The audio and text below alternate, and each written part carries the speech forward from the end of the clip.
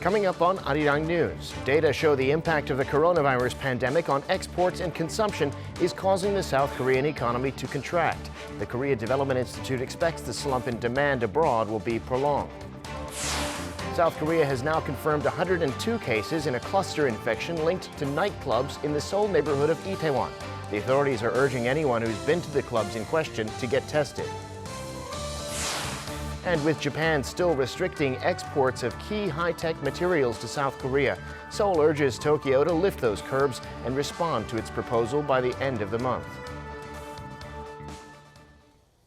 It's 5 p.m. here in Seoul. Thanks for joining us on Arirang News. I'm Devin Whiting. President Moon Jae-in is calling for the KCDC, which has been South Korea's COVID-19 control tower, to be upgraded into a more independent, higher-level agency known as the Disease Control and Prevention Administration. In a cabinet meeting Tuesday, he said that should be the utmost priority of the incoming National Assembly, stressing that it was a bipartisan pledge. 실기하지 말아야 합니다.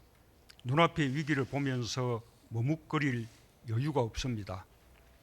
방역 보건 체계부터 시급히 강화해야 합니다.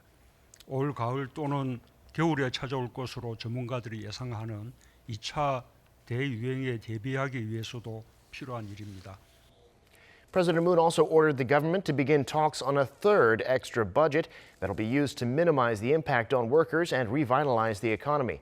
He reiterated his call to look for realistic ways to expand employment insurance coverage in phases to eventually cover all workers.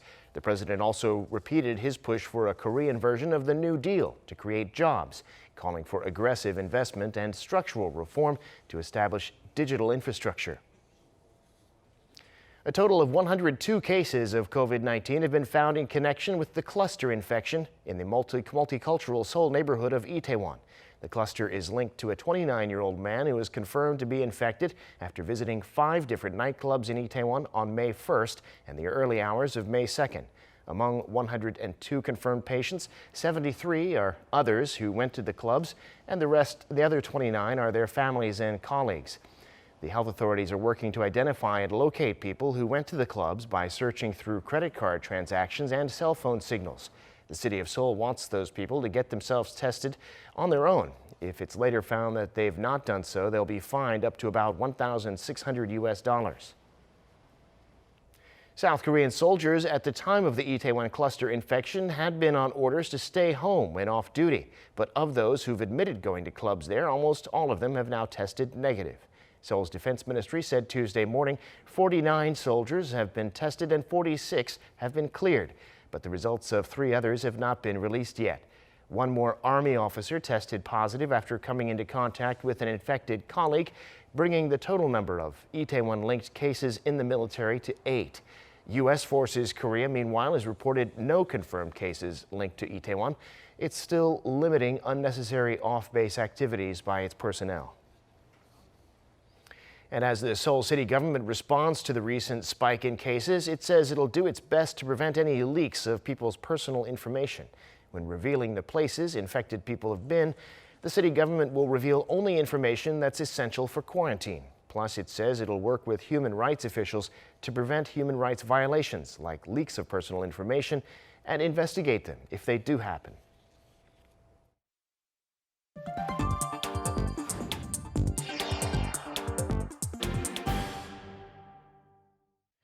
A state-run think tank says the South Korean economy continues to contract due to a sharp decline in consumption and exports.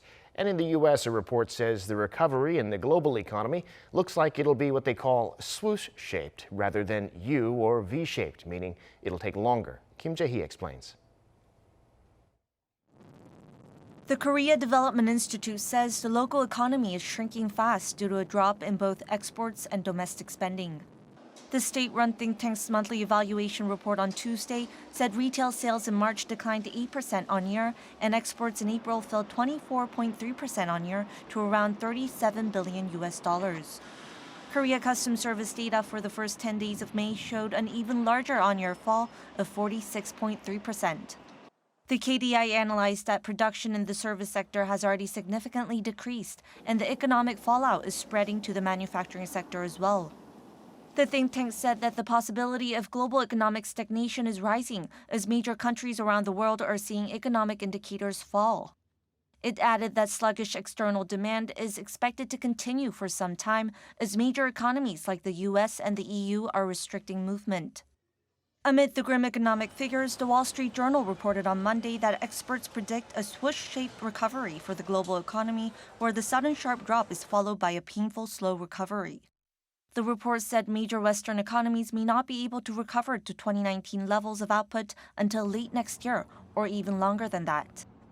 Kim Jae-hee, Arirang News. It's been almost a year since Japan decided to restrict its exports to South Korea of key materials used in making memory chips and display panels. With the restrictions still in place, South Korea's trade ministry says the two sides cannot wait any longer and need to go back to the negotiating table to resolve the issue. Kim Da-mi reports. Seoul has once again called on Japan to lift its export curbs against South Korea, urging Tokyo to give a response by the end of this month. Both countries are currently facing challenging times because of the COVID-19 pandemic. We hope the two can solve the export issues and move forward together. South Korea's trade ministry on Tuesday highlighted its efforts to bolster its export systems and ease Japan's distrust over Seoul's system. In fact, South Korea revised its trade laws in March to clarify its control over conventional weapons exports on top of increasing the number of staff for export control programs. The new laws are set to go into effect on June 19.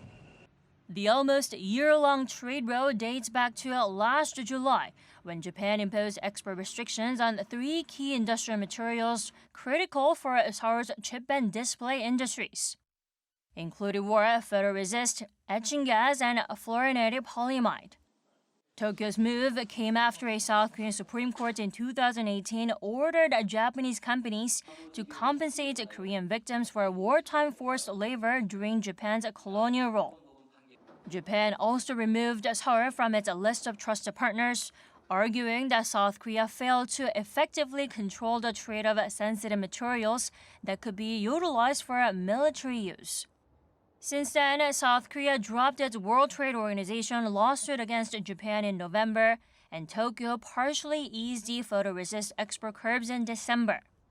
The two neighboring countries did hold 16-hour-long talks back in March, but saw no significant progress. Kim Da-mi, Arirang News.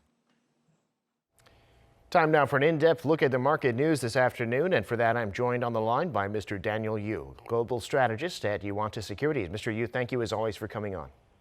Thank you for having me today. Well, stocks on Wall Street overnight were mixed because of concerns that COVID-19 infections are spiking again in various countries. The Dow fell almost 0.5%, the S&P was flat, and the Nasdaq was up. What's the story today in global stocks?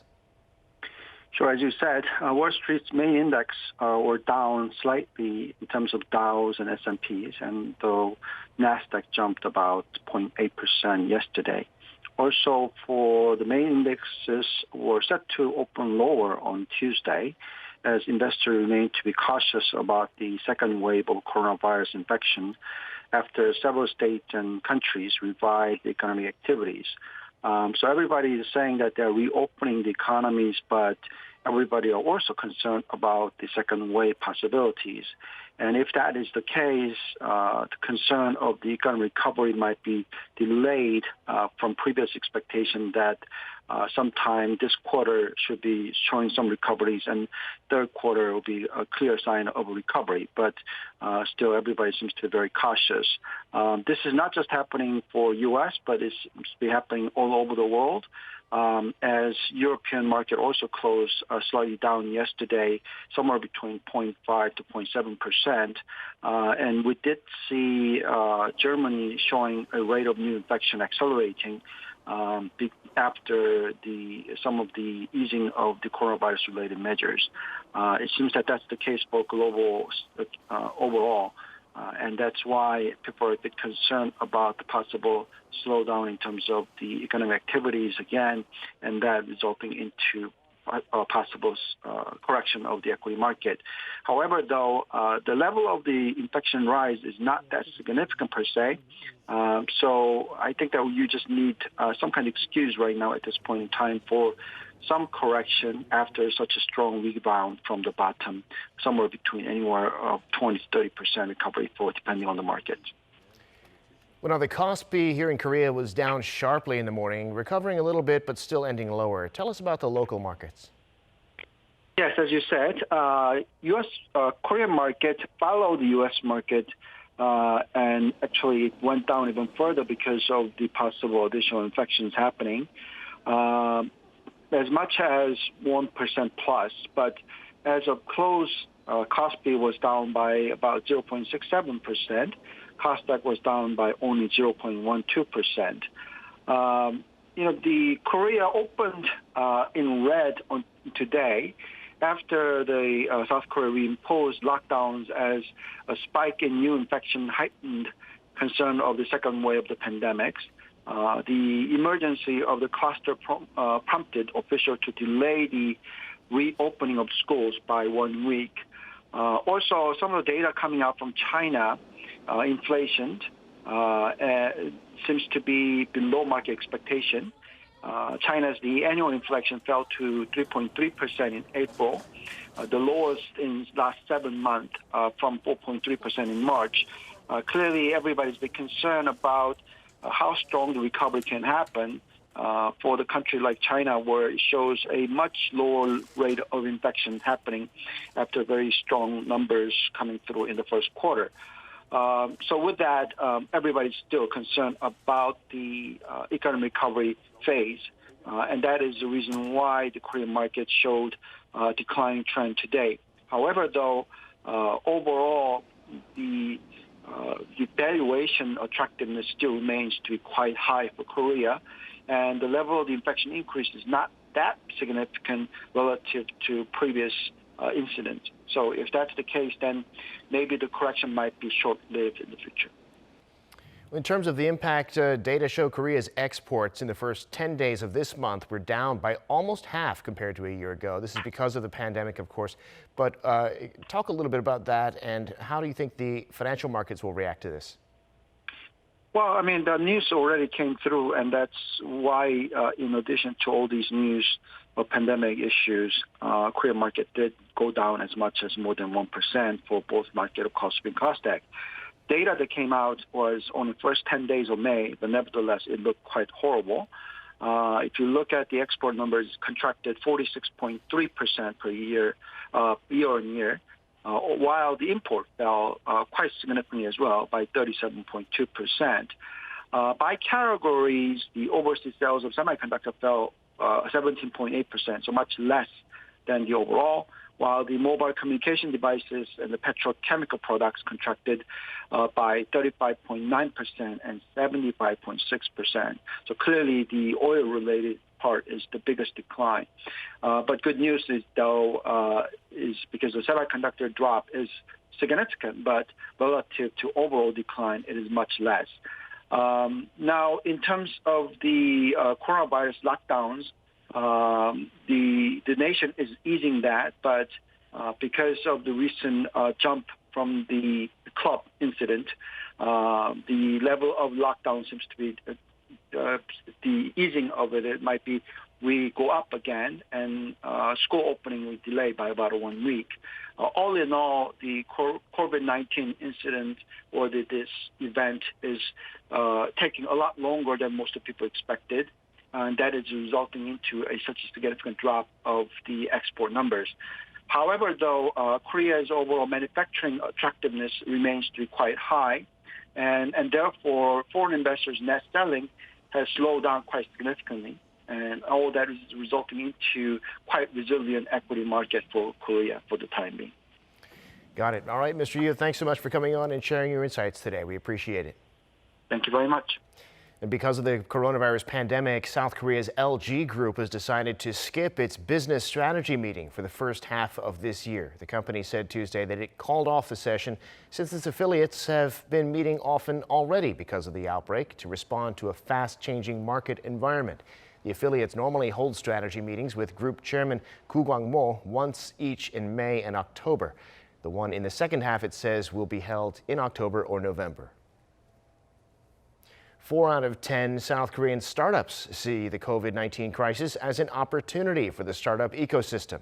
The Ministry of Startups and SMEs on Tuesday released a survey of almost 500 local startups, asking them about the changes brought about by the pandemic. Over 42% answered positively, mentioning the new ideas and items created during these times, particularly in biotech, online education, and non-contact tech.